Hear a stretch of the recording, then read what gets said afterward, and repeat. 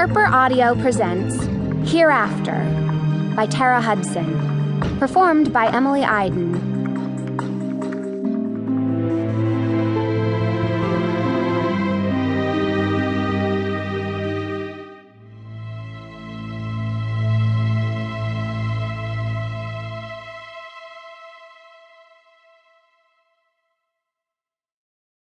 Chapter 1.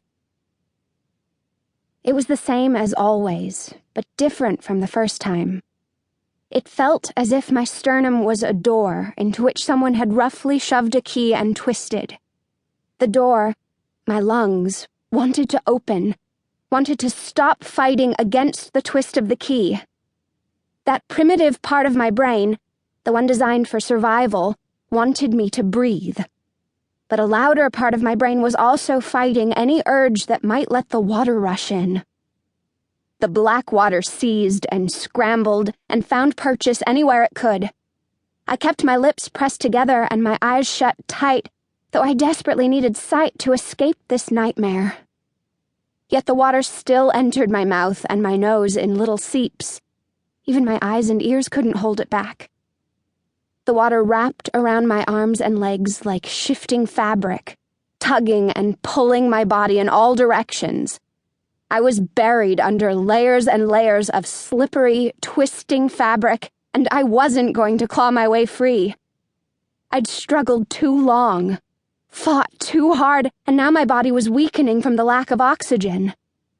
The flail of my arms toward what I assumed was the surface became less exaggerated, as if the invisible fabric around them had thickened. I literally shook my head against the urge to breathe. I shouted, "No!" in my head. "No!" But instinct is a slippery thing, too, ultimate and untrickable. My mouth opened, and I breathed. And as I always did, except for the first time I'd experienced this nightmare, I woke up. My eyes remained closed, and I continued to gasp. This time my gasp brought hysterical gulps of air, but not the brackish water that had flooded my lungs and stopped my heart during that first nightmare. Now the air was useless, purposeless in my dead lungs.